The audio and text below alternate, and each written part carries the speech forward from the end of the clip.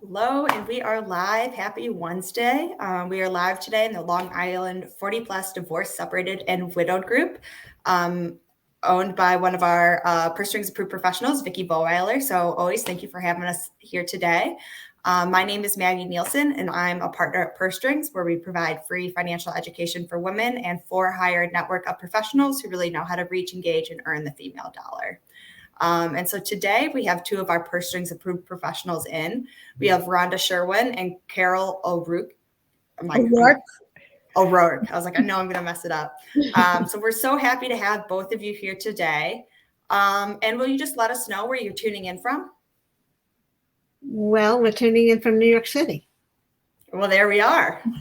Perfect. Mm-hmm. Yep, we thought this would be great for this Long Island group, it would be great. And so Rhonda and Carol will be talking about how they are financial coaches, which are really different than, a financial advisor. They have different things that they can help you with and kind of get you lined up and ready to go.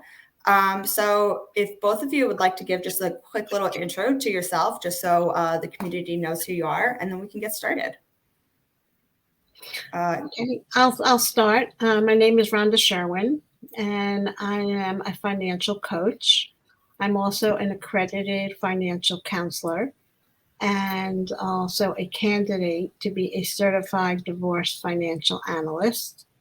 A coach, I'll just simplify it, is really concentrates on financial health leading to financial wealth. We don't, both Carol and I don't market any products. We're basically professionals that really want to help individuals achieve their financial goals. And I'm Carol O'Rourke. I am a certified financial planner, CFP, and also a candidate for a certified divorce financial analyst, and a financial coach and a partner in Shore Financial Wellness with Rhonda. What we want to talk about today is how this time in your life, if you're divorced or divorcing, if you're widowed, how you really need to think about your finances at a time when you're probably in some kind of emotional turmoil, lots of changes in your life. First time you're going through many of these situations, and it can be overwhelming. That being said, it's really important to pay attention to some details. So we're going to talk about the financial aspects. Being divorced, especially, usually the first impulse is to call a lawyer or a mediator if it's going to be a little bit more amicable.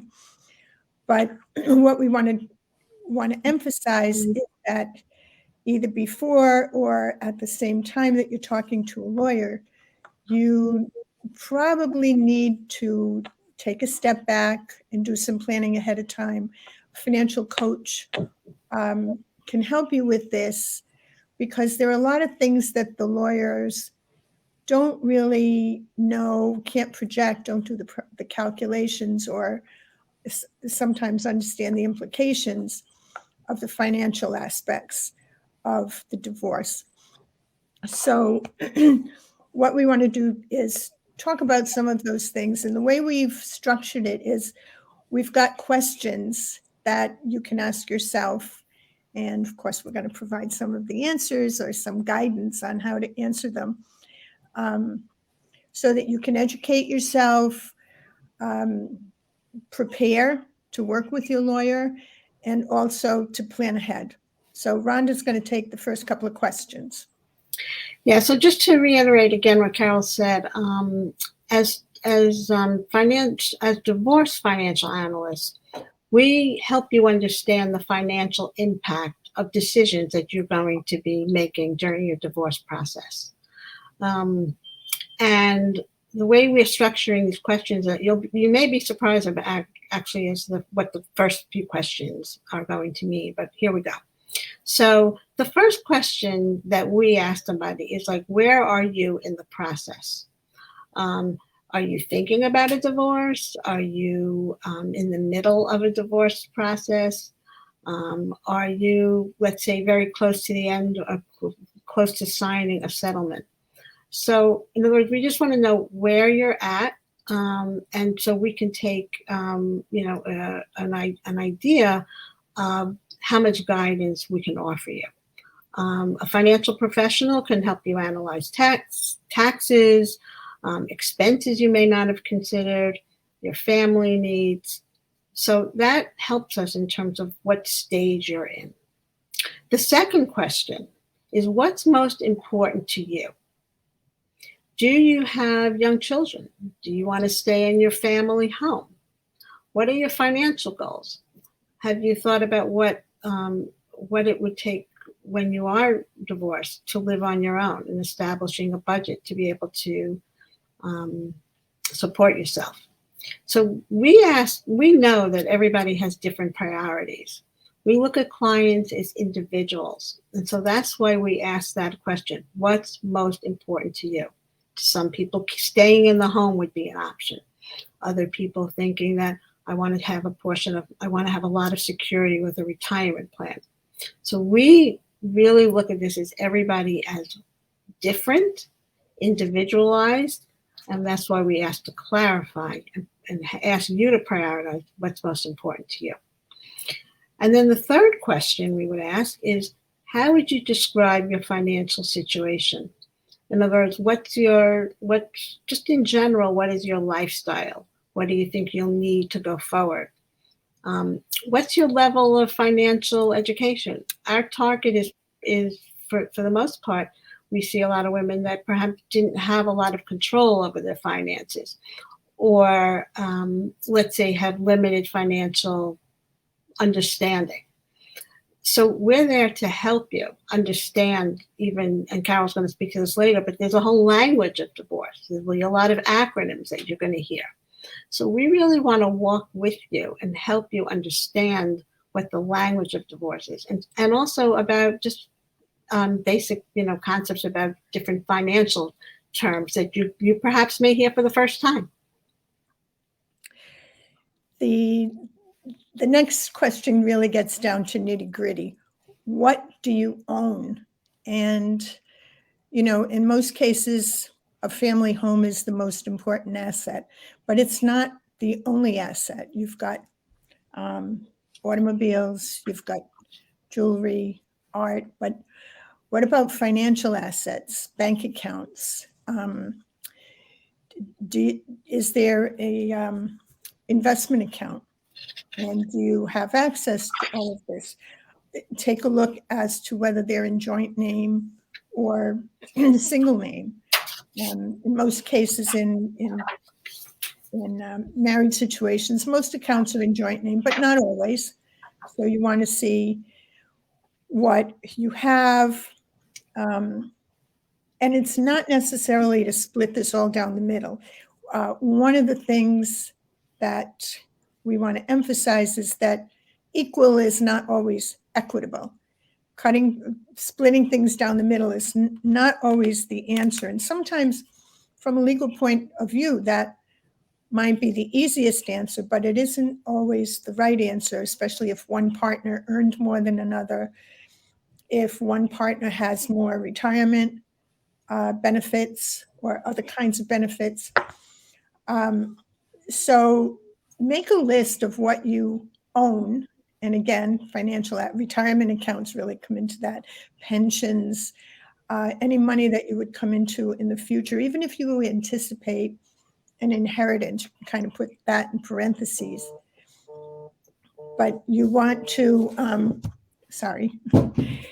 you want to know what is there for both spouses, so that you can split the assets in a way that's going to be equitable to both partners.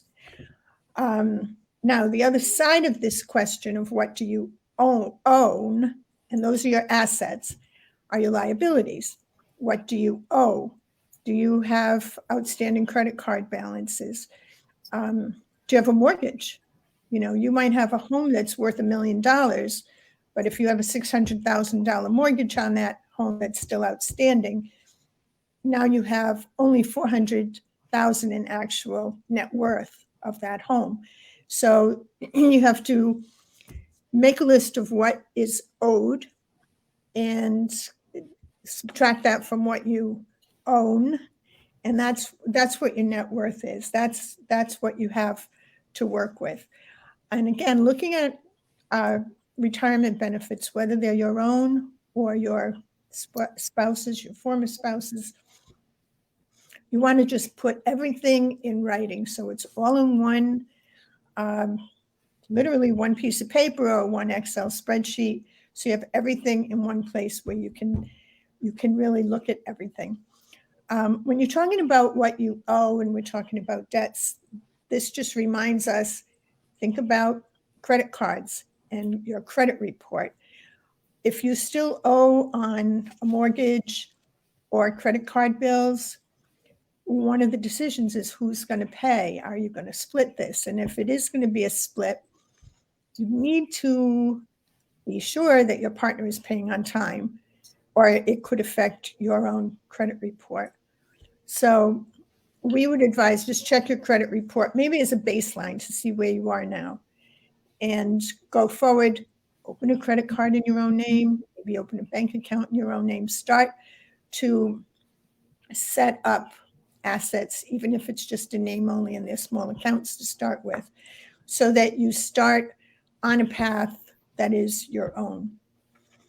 The next question is an interesting one. What are you willing to give up? We've seen situations where people will fight tooth and nail over stuff, and it sometimes will cost more money than the thing is actually worth just to win a point. And it's not worth it. It's just stuff. So decide what you really want. Do you really want to live in a family home? Do you, what things do you want to have, and what do you really need? So you're going to have to be able to compromise. And that really is both sides of the question. But again, it's a situation where you need to sit down and decide what you have and what you're going to need going forward. And, this, again, is going to take some thinking through. Yeah, I just want to add one thing, Carol. So New York is an equitable distribution state. And I know we're speaking to a New York group. That doesn't mean 50-50. That means fair and reasonable.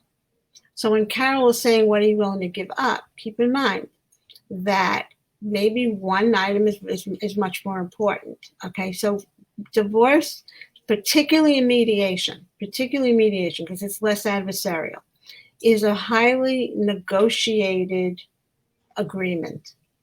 And so if you can get to mediation and say, in other words, I'm willing to give up this, but I want this, then you can have a successful divorce settlement. One next question. Could your spouse be hiding assets? And this is a maybe not, but it's worth looking into.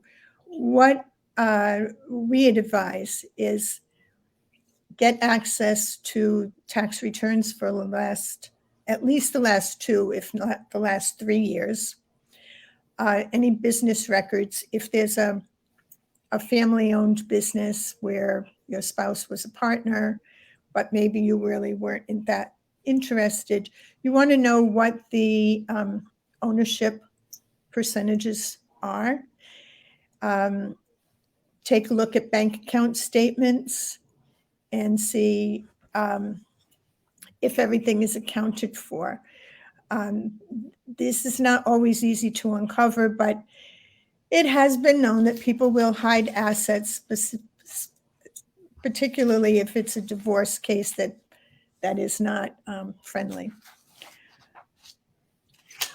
So the next 2 items are come up very frequently in divorce situation, and that is alimony and custody child support. So alimony is becoming a dated word because it's now called maintenance. And depending on the length of the marriage and the income levels of the two participants in marriage, that's basically how alimony is determined. It's not as common as it used to be because many, particularly women, are back to work and are able to earn a certain amount of income, and so you may be entitled to alimony, and there is a formula in New York to compute that.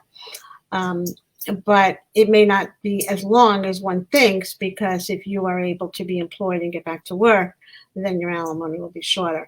But what you also have to decide is what you need to support yourself, and can you live on whatever you're going to be earning without spousal support, because we know that in more recent times, spousal support does not last as long as perhaps it used to be.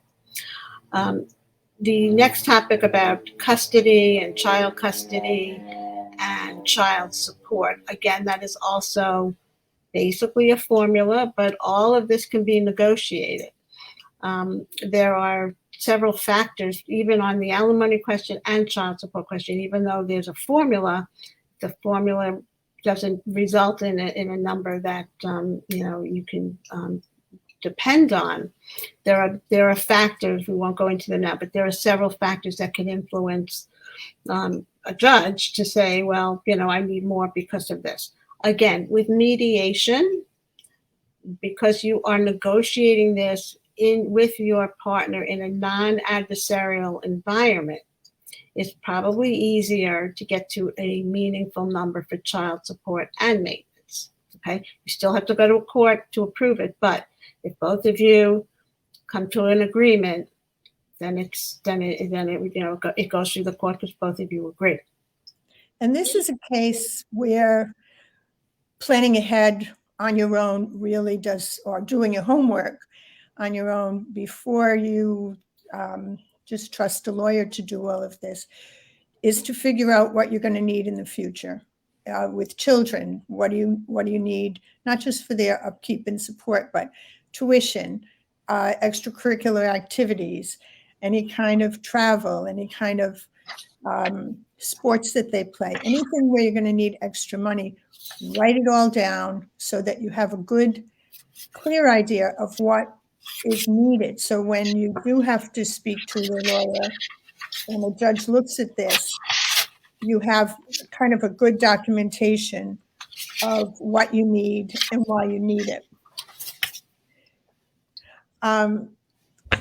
Okay, we want to talk now about some of the terms. The last question is, what other questions do you have? So the question that we want to bring up is, what does all this mean? What do these terms mean? And one of them that you'll run across, especially if you or your former spouse work at a company where you have, good retirement benefits, is QDRO. QDRO, and it stands for, you don't have to know what it stands for, but it stands for Qualified Domestic Relations Order. And it comes from a judge, but it has to be prepared ahead of time, where both partners agree on how a retirement account will be divided. And again, it's not necessarily cut down the middle. And when you think about a retirement account, it's what was earned during the marriage, and if the partner is still going to be earning. So if somebody's been working for 15 years, but they plan to work another 5 years, this QDRO would only apply to 75% of that retirement account. But it's also looking at the potential growth. The taxes, when you take money out of a retirement account, there are taxes to be paid. So if you're getting $100,000 from a retirement account, keep in mind there's going to be 20, or in the case of New York State, probably 25% of that will go to taxes. So it's not all that money going into your pocket. These things are taken into account when a QDRO is prepared.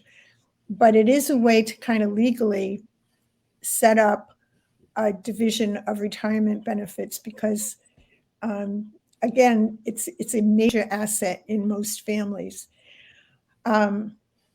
So just keep that one in mind. Quadro refers to retirement accounts and the plan to divide them. Another term that you're going to run across is financial affidavit. And in most states, it actually has to be notarized. You have to swear everything is true. But basically, what it is what we started talking about.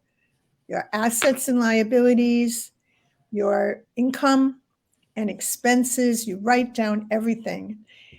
And again, this isn't something that you can just do off the top of your head. I think we recommend look at all your receipts for a year when you're doing your taxes. Think about the small things you pay for expenses that you might not even think about.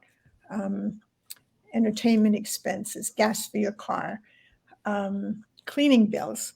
All of these things go into the financial affidavit so that you can prove or document at least what your expenses are versus your income, and then figure out what you're actually going to need. The financial affidavit, while it is notarized and it's a legal document, can be changed.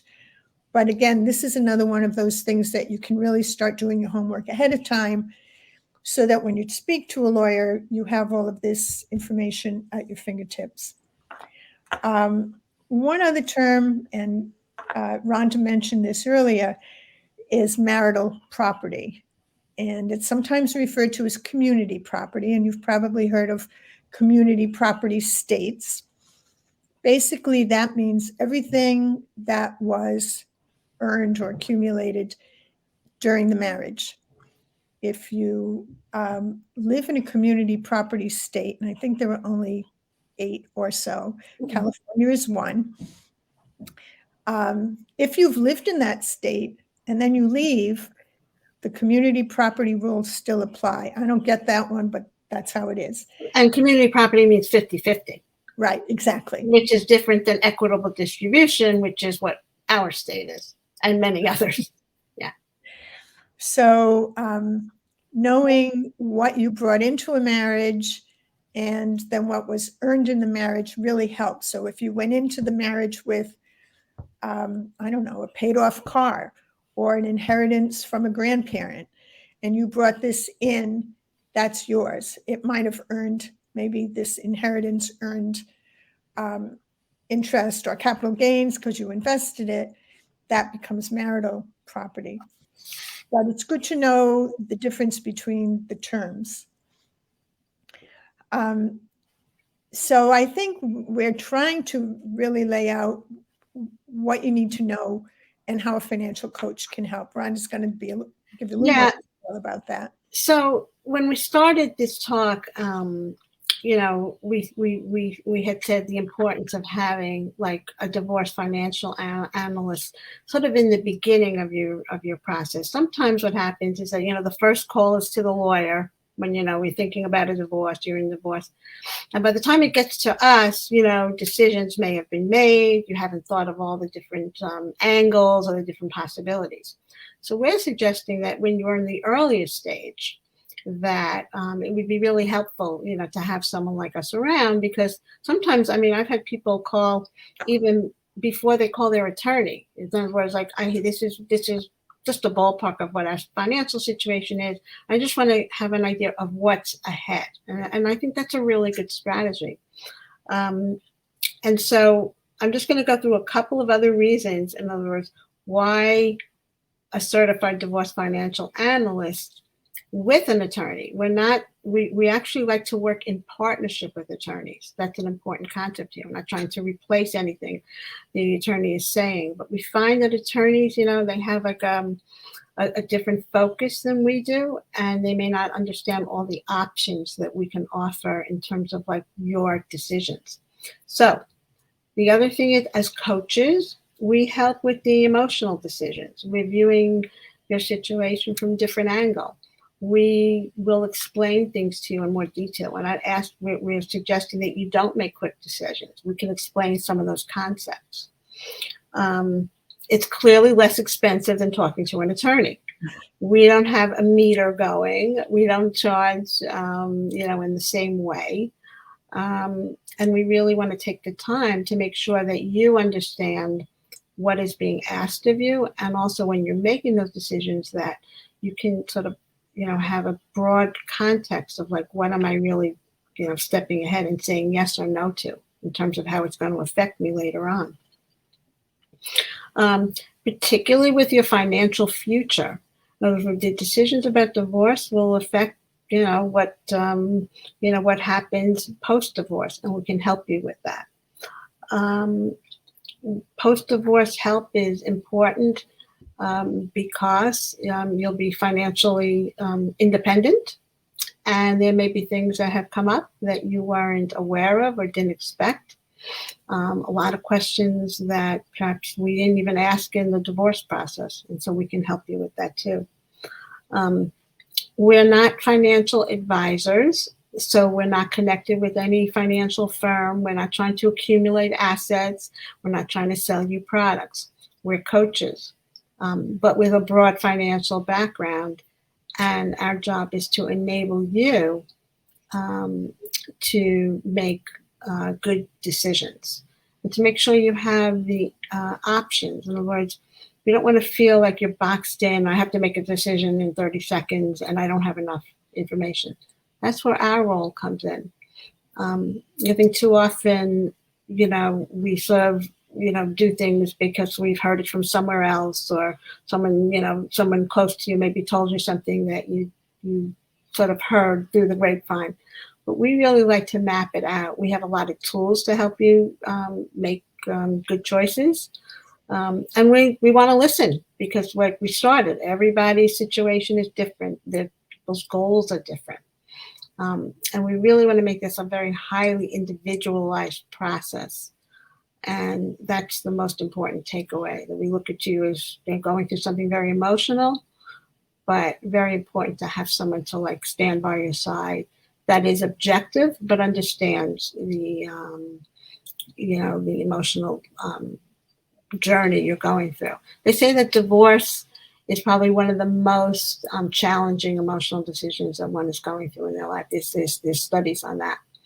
And therefore you have to really surround yourself with people that recognize that and that know that, and that can help you, again, being objective, but understanding what your journey is about. Are there questions for us? Awesome, ladies. That was wonderful. I really liked how you started with, where you are now, where you want to be, and what you really want your future to be like, which is awesome, and kind of what's the non-negotiables in the situation. But that financial coaches are very different than attorneys or even FAs, to the point where, it almost seems like a friend there who's actually knowledgeable. You always want to talk to your girlfriend or something about your divorce, but like, they don't quite have the knowledge that you could help supply and the skills that you could help supply. So it really seems like you have a partner in this process, rather than, just paying a lot of money to a professional. And Maggie, we have checklists. If someone wanted to get an example, we could send something out like that you could use as a starting point if you were pulling together a financial affidavit, that has all of the specifics that you should remember to include, which sometimes you don't always remember. So we can send that out. And I've also done samples because we have some software that allows us to put in some numbers based on income to see like what is, at least from the formulas. Again, everything is negotiable, but from a formula standpoint, what would my child support look like, and what would my maintenance look like? We can plug those numbers in just as an estimate, because we do hear that a lot. Awesome. So one of the questions is, how are people charged? Is it an hourly thing? Is it a package? How does that work?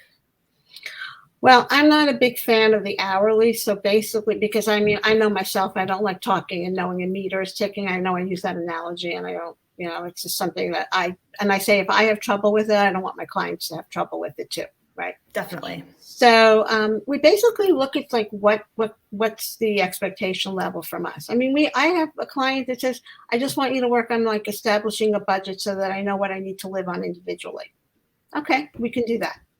I have other clients that say, like, here's all my details, and I want to get an estimate of like what would my maintenance look like, what would my child support look like, put in, run a lot of different scenarios. That takes more time. That's a little more costly. Right. So I think, Carol and I really want to be fair and reasonable. And it depends on the extent of the, of the project at hand. But I know for sure we're much less expensive than attorneys. Definitely. But I do like how you also did point out that you still do need attorneys, and it is a team. It Absolutely. is a team effort. And so, agreed. You're cheaper and have a different. An attorney has the knowledge about the law. You have more of the knowledge about this divorce process, right? And which is really essential, and the financials, exactly, which is really important. But it's still a team, so you do need to still find an attorney that you trust, as well as a financial professional that you. We get recommendations from attorneys and mediators. I mean, attorneys and mediators actually like to bring us in to provide that balance in terms of the team. Makes a lot of sense because you have a different expertise. And then one more question is, if somebody's working on trying to get some of this paperwork or, like previous tax documents that their spouse won't really hand over, or it's harder to get, are you able to assist in that process? This is where the lawyer comes in. Awesome. When you're working with a lawyer, your lawyer can ask for these documents, and it would be more his or her role to collect all of these documents, whereas we'd go in and look at what's in there. Right. Yeah, with mediation, one would hope if two people are coming to a mediation that they would be forthcoming in, because that's the whole concept of mediation. We're going to work together. We're going to have full transparency. And so there's not this adversarial relationship with two attorneys trying to get information. So one would hope in mediation, and that's why mediation is so constructive, because you can come to terms. Well, that's one of the things that we're going to have full disclosure. Mm-hmm. With litigation, yes, once you're litigating a divorce, then it's like you're filing, and you have to file. You have to have information that's shared between the two parties, and hiding assets could be very problematic. You can also hire a forensic accountant that look for information. Sometimes that's more expensive than hiring the forensic accountant. Is more expensive, to Carol's point earlier, of like what you're really looking for and what is being hidden. Costs more money to hire the accountant to find the assets. The value of the assets you're looking for is less than the cost of hiring the accountant to find it. Right. So we can say, our fee will definitely be more valuable because you'll be making good financial decisions, which will eventually help either save you money or use your money more efficiently. That we can hiring us. But with the accountant, sometimes it doesn't result in the same same situation. Definitely. Well, at least we know that you can help assist in the process and know what that process looks like, which is great for people who haven't done that process before. Mm-hmm. And so I think today has been wonderful. You've shared a ton of great information. So we thank you, Rhonda and Carol, from Shore Financial. And so we reach out if you need any of their services. They're more than happy to help you at wherever you are in this process. And so they're wonderful purse strings approved professionals. So you can check them out on our site, pursestrings.co. You can also check them out at Shore Financial Wellness. And we will be back here again next month with another presentation for everyone. So thank you so much, Rhonda and Carol, and thank you for everyone tuning in today. Okay, thank you. Bye now. Bye.